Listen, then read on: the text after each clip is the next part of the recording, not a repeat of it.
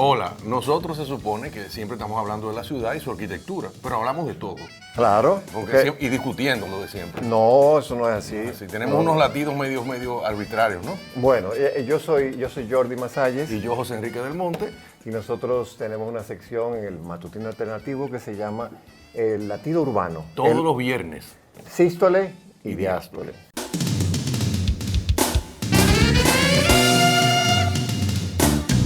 En el territorio urbano. Y la violencia tiene sus raíces y hay que buscar las raíces precisamente en la conformación de ese territorio, donde hay una zona céntrica donde se produce todo el bienestar o la producción económica basada en producción de servicios más que de fábricas. Y tenemos toda una periferia que rodea ese centro, donde ahí reside una gran cantidad de personas que están desprovistas de conexiones con el mundo tecnológico y el mundo avanzado en términos de lo que es la producción económica de un país. Es decir, esa gran población que rodea a Santo Domingo, o sea, el Gran Santo Domingo, obviamente está organizada en sectores de personas que son mano de obra suelta dentro del esquema de la producción. Son de vocación manual, son personas que su capacidad productiva está ligada al acto directo de un oficio manual, y está muy lejos de lo que está sucediendo en los centros financieros de nuestras ciudades, en especial del centro metropolitano de Santo Domingo. Y esa discrepancia se manifiesta en el territorio, y cuando la dificultad de producir bienes y servicios en esa periferia se acrecienta por diversas razones, entonces obviamente la fuente, la amenaza se cierne sobre ese polígono céntrico metropolitano, y entonces comienzan a suceder situaciones que lo que estamos viviendo en este centro nos alarmamos porque se incrementa. Hay que ver qué factores detonan estos ciclos de violencia en la ciudad y entender que detener las amenazas no es como si estuviéramos trabajando con una presa hidráulica que tiene defectos estructurales y que comenzamos a corregirle algunos orificios para contener el agua, la presión del agua. Hay que buscar acciones puntuales en esos lugares para reducir la amenaza de la violencia. Y de eso se ha hablado muchísimo, pero las acciones que nosotros buscamos son las acciones inmediatistas, acciones de desesperación, acciones de fuerza, es decir, más violencia, generar nosotros violencia para detener la violencia como una forma de protección. Y eso a su vez nos mete en una trampa. Las ciudades en que han trabajado para reducir los impactos de violencia urbana han trabajado precisamente en esos sectores desde dentro. Se han ido metiendo en la psiquis colectiva y en los fenómenos productivos y las ausencias de oportunidades de esos sectores, y creándoles expectativas y creándoles espacios de convivencia y creándoles lugares de intercambio y de producción local, de manera que no tengan necesariamente que depender 100% del otro sector, sino que le ofrezcan servicios, pero en el día a día tener oportunidades para sus manifestaciones diarias, ¿no? Y entonces ahí viene el tema de siempre, viene el hacinamiento de esos sectores, viene la falta de lugares de intercambio, espacios públicos, espacios de vinculación social, y eso genera también un espíritu de agresividad, de violencia y de inseguridad que se exporta hacia las zonas menos agresivas, que es la zona metropolitana. Y nosotros en Latido Urbano, nosotros como Jordi y yo que manejamos los temas urbanos, estas son cosas que nosotros estamos siempre atentos a lo que está sucediendo. Y cuando vemos los diferentes gobiernos que nos han gobernado, vale la redundancia, en los últimos años, y que el tema de la violencia ocupa siempre un papel primario y de preocupación para todos los dominicanos. Normalmente el tema del territorio, el tema urbano, está manejado muy someramente. No se comprende como un elemento estructural de la solución. Y hasta que esas cosas no se incorporen y nos desliguemos de nuestro espíritu vengativo de atacar la violencia con violencia, entonces vamos a tener cada día que tener una serie de gastos, inversiones entrópicos, si se puede decir, es decir, gastar más de lo que vamos a recibir para poder contener algo que no se va a poder detener. Entonces, en la medida que pasa el tiempo, las crisis se agravan, los temas que ya conocemos todos de la economía y esas fluctuaciones se incrementan, y como dice el gobierno en una publicación que también parece que tiene ingredientes del microtráfico y otra serie de factores, entonces obviamente esa violencia se va a manifestar. O sea, cuando vemos las imágenes de tanques de guerra y helicópteros en los barrios, bueno, eso es un efecto, pero eso no produce nada. Incluso es una separación. O sea, en esos barrios yo militarizo y en los otros barrios no. Hay una discriminación tácita en ese sentido. Entonces, la receta no va. La receta es efectista y nos da cierta ilusión de tranquilidad para todos. Nos imaginamos esos militares peinando la zona y resolviendo el problema. No, y no es así. Lo que tú creas es un distanciamiento hacia la solución o hacia la eficaz de la propuesta, ¿no? Sí, y es pasajero porque no hay suficiente dinero para mantener aquello. Y a propósito de discriminación, no sé si se percataron de aquella división que hizo el presidente. Me imagino que por la necesidad de llevar un mensaje urgente, él decía: vamos a combatir a las malas personas, nos vamos a quedar los buenos. Y eso tiene sociológica y antropológicamente un sesgo realmente nefasto para el imaginario social, ¿eh? Claro, y me imagino que eso es lo que quiere oír la población. Uno quiere que venga una persona que se haga cargo del problema y agarre la situación por los cuernos y resuelve en un par de días. Y entonces nos imaginamos que nuestro presidente de turno, en este caso el que tenemos, toma esas declaraciones y manda un mensaje de tranquilidad. Es como cuando, si la tasa del dólar va a subir o hay incremento de la inflación, una declaración oportuna del gobernador del Banco Central tranquiliza el mercado. Bueno, pues ese mismo efecto quizás es lo que se piensa que debe producir una declaración de nuestro presidente para tranquilizarnos a todos con el tema de la violencia. Y no es así. Cada año se suman más las cosas. Y además, en el programa del Matutino Alternativo estamos atentos a los comentarios que siempre se hacen sobre la transformación que tiene que tener la Policía Nacional y todas esas comisiones que se han creado, que son necesarias, importantísimas y también impostergables, pero eso solamente no sucede. Hay que entender eso. Cuando uno comienza a trabajar en los barrios, desde el punto de vista de la morfología espacial de los barrios, es decir, la relación que hay entre calles, callejones, viviendas, diferencias sociales dentro de los barrios, lugares y puntos que son los más peligrosos, puntos de convergencia por donde es inevitable que te asalten todos los días. O sea, hay un peaje que se da en todos esos barrios. Entonces uno comienza a entender que esa trama, que es muy distinta a esta organización de calles como nosotros vemos en la zona metropolitana, tiene una dinámica que hay que comprenderla y hay que transformarla para que se airee, para que vengan otras posibilidades de calidad de vida para esos sectores. Es decir, donde están los puntos de identificar, los puntos de mayor impacto de violencia en esos barrios, entonces se deberían hacer, crear elementos específicos que destruyan esa posibilidad. Y entonces todo es un estudio muy específico, donde no solamente intervienen los urbanistas, intervienen una cantidad de profesionales, sociólogos, psicólogos, personas de la seguridad, personas de la planificación, economistas, economía barrial, los sectores que son representativos, la iglesia, los clubes, todo el mundo debe participar en esa mesa y comenzar a bajar los niveles de violencia que son las fuentes. Pero la violencia no solamente se da en esos sectores, sino que se manifiesta también en la conducta de todos los dominicanos en muchas otras áreas.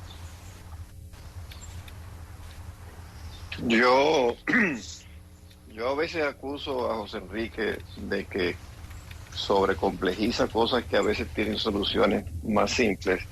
Sin embargo, en esta ocasión ha tocado toda una serie de puntos que para mí son bien complejos. Yo no me atrevo a decir que no se está haciendo nada en el siguiente sentido. Mi experiencia cuando he tenido que bregar con ministerios y diferentes instituciones, me he dado cuenta que siempre en cada institución y en cada ministerio hay una cantidad grande de profesionales y de técnicos muy serios que están haciendo su trabajo porque he tenido la experiencia. El problema es cuando esos trabajos y toda esa labor que se hace en búsqueda de un beneficio para el país no salen a la luz pública. Porque entonces viene el tema de la toma de decisión, que la tienen que tomar las autoridades. Entonces, en ese sentido, no quiero decir que no se está haciendo nada porque no lo sé y por la experiencia que he tenido al haber trabajado con ellos, pero sí acuso a las autoridades de no tomar unas decisiones con real, vamos a decir, con una efectividad y una profundidad real para resolver los problemas. A salirse de la demagogia de que voy a terminar y con la violencia y todo eso. No. Ok, voy a terminar, pero ¿qué se está haciendo en realidad? Uno de los principales problemas para mí está en un tema que yo he cacareado reiteradamente en nuestras participaciones aquí en Latido Urbano, que es el tema del territorio, tal como menciona José Enrique. Y siempre soy un abanderado y sigo siendo un abanderado y lo sigo cacareando, aunque una Coca-Cola en el desierto, ¿no? Nosotros tenemos que trabajar nuestro país a partir de una descentralización, o sea, una verdadera descentralización. Nuestra ciudad, nuestro Santo Domingo, el Gran Santo Domingo, se acerca a los 4 millones de habitantes, y eso es incontrolable. Y lo que más me preocupa de todo esto es que la política del Estado sigue promoviendo proyectos inmobiliarios. Ahora con el tema de la vivienda feliz y todo eso, están inundando de proyectos inmobiliarios básicamente al Gran Santo Domingo. O sea que es como una formalización y el mensaje que se envía es: tenemos que seguir creciendo, seguir aumentando un tamaño de la ciudad, de nuestra ciudad, sin tener el cuidado de pensar en las continuidades de la comunicación interurbana, o sea, es decir, de las vías y todos los sistemas, porque estamos creando bolsones cada vez más grandes y los accesos a Santo Domingo son a través de una calle o de 2 calles o de una avenida que se entaponan de una manera que lo ves cuando vas para Santiago, vas para el Cibao. En la mañana el tapón llega más allá llega hasta el cruce de la 27 con Kenneth, con autopista Duarte y más allá, porque todo está centralizado. A mí me espantó la cantidad de vehículos, o sea, el movimiento vehicular que expresó el arquitecto Jesús de Alessandro cuando lo tuvimos en el programa. Son millones de vehículos que entran todos los días a la ciudad de Santo Domingo, que lo que hacen es aumentar el caos. Y estas aglomeraciones también ocurren en todo lo que son los barrios y la periferia de la ciudad. Y para los que tenemos un poquito más de años, recordaremos que cuando los dominicanos se iban hace 40 años, 50 años, se iban a Estados Unidos, los dominicanos nos integrábamos a la sociedad dominicana. O sea, venían esos dominicanos y realmente tú hablabas con ellos y eran gringos, o sea, eran americanos, o sea, habían sido absorbidos por la cultura dominicana. Hoy en día, esa aglomeración y esos guetos que se forman se convierten en zonas impenetrables. Entonces ya los dominicanos en Washington Heights son dominicanos y tienen como si fueran su país allá, y se mantienen entre ellos, y eso ha imposibilitado la integración, y por eso genera ese tipo de problemas. Pero eso no ocurre solamente en Estados Unidos con los dominicanos, ocurre en Francia con los africanos, ocurre en Europa en montones de sitios. Entonces, de eso para mí se trata.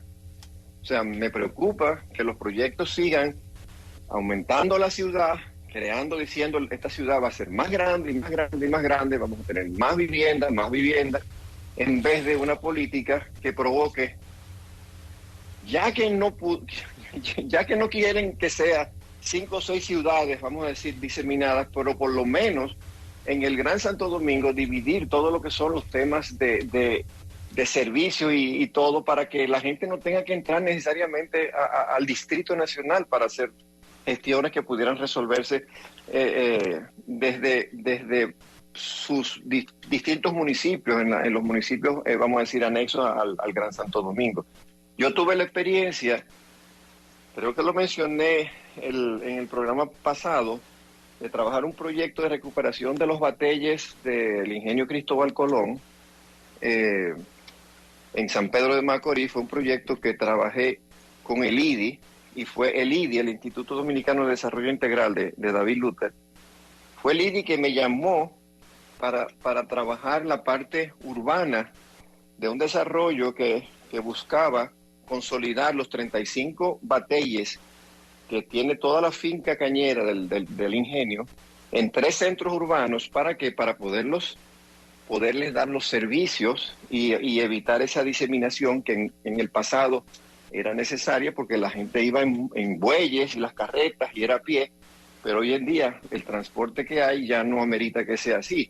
Y lo interesante de ese proyecto fue cómo el IDI se insertó desde el punto de vista social y se integró a la estructura social de los bateyes para que los mismos habitantes compraran el proyecto, es decir, se hicieran dueños del proyecto y formaran parte de él y contribuyeran a desarrollarlo. Y el proyecto realmente fue un éxito. Entonces, esto es lo que hay que hacer aquí. O sea, hay que meterse, como dice José Enrique, en esos barrios para entender la trama social, que es muy compleja, y no desde ahora. Mi hermano era el párroco de Capotillo y me contaba de todos los temas de punto de droga, de las horas a las cuales ya a Capotillo no podía entrar nadie porque cambiaba la escena a otro tipo de actividades y todo eso. Entonces, eso es lo que hay que hacer, introducirse, entender la trama y trabajar esa trama para nosotros poder efectivamente bregar contra esa delincuencia. Bueno, y ahí conocí a fondo muchas de esas particularidades de esos sectores.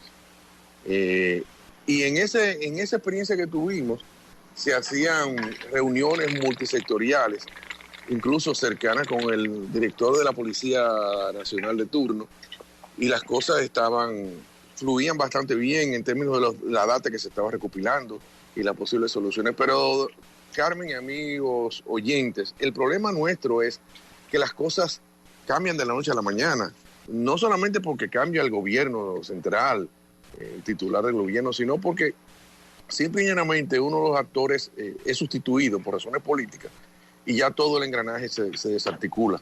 Entonces, en esa experiencia, en un momento dado, uno de los ingredientes más importantes, que era el director de la Policía Nacional, fue sustituido y llegó otro director de la Policía Nacional. Y entonces, cuando le hicimos la presentación de por dónde iba el proyecto y qué es lo que estamos haciendo y los beneficios que iba a tener incluso para la misma institución, para fines de control del territorio y todas esas cosas, nosotros nos sorprendió muchísimo que este señor abrió una gaveta y nos dijo, y sacó una libretita pequeñita y nos dijo que le pareció muy bien todo eso, pero que él no creía nada de eso, porque en esa mascota, en ese cuadernito, él tenía anotado todos los días todo lo que pasaba en el país entero, y que él tenía información de lo que estaba pasando, él tenía control del país. Entonces, estamos hablando que la mentalidad, como yo llamo, la mentalidad de colmado. Si cuando empiezan las grandes cadenas de supermercados que tenemos, hace 40, 50 años, administraban con 2 contadores, 2 contables la economía de ese negocio, hoy en día son emporios, y hoy en día tienen una serie de software, una serie de compañías que ayudan a manejar el problema administrativo del día a día, porque se ha incrementado el flujo de caja y todas las variables. Entonces a la ciudad le pasa lo mismo. La ciudad no es la ciudad, el esquema de ciudad de los años 50, 60, 70. Estamos hablando de la ciudad de 2022, 2050. Hay que proyectarse a 2050. Y las herramientas con que contamos tradicionalmente no son suficientes para entender los cambios que se dan en la administración del territorio. Y entonces seguimos aplicando mecanismos, recetas de contención, como dijimos al principio, que al final no se adhieren a nuevas posibilidades de entender esta realidad y nuevas alternativas para combatirlas. Entonces ahí hay una dicotomía, la dicotomía técnica y la dicotomía administrativa política, que a veces no coinciden, y coinciden cuando en un momento dado hay una situación puntual y hay una necesidad de, como dijimos, aplacar a la población con declaraciones que deben supuestamente solucionar el problema, y al final no lo hacen. Así es, y hay algo que nunca vamos a terminar de entender.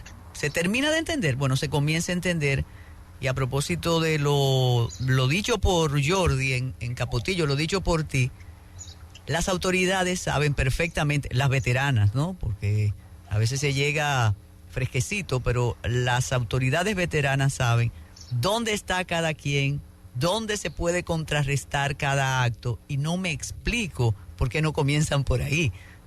Es que no lo puedo entender, José Enrique y Jordi, porque saben, yo siempre he relatado que desde hace 30 años, por ejemplo, la intersección Máximo Gómez con 27 de febrero es una de las más peligrosas, porque ahora se habla que van a tener unos GPS, no.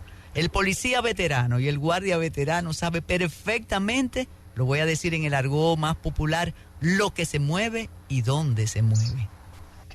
Uh-huh. Sí. Pues eso quiere decir que hay una intención, Carmen. Porque si no se hace nada es porque hay una intención. No sé cuál es, no me atrevo a saber cuál es. Puede ser preservación de votos, puede ser preservación de recibir dinero, no lo sé, pero eso ocurre por alguna razón. Eso tú puedes estar segura. Hay una razón que es más poderosa que la de resolverlo, por lo cual no se resuelve. O sea, eso a mí no me cabe la menor duda. Bueno, es un dar y quitar, ¿no? O sea, es como un equilibrio para mantener las cosas como son, porque se justifican muchas cosas con eso. Se justifican acciones específicas, se justifican la presencia o la creación de organismos. Es como si que de repente se solucionara en el mundo el tema de los ladrones, y entonces ya no habría fábrica de candados. O sea, tiene que haber ladrones para que haya fábrica de candados. O sea, tiene que haber un equilibrio. Entonces la ciudad también tiene, no es que sea algo donde no suceda nada, porque es muy difícil. Gracias por estar aquí. Síganos en las redes sociales. Y suscríbete al canal de YouTube.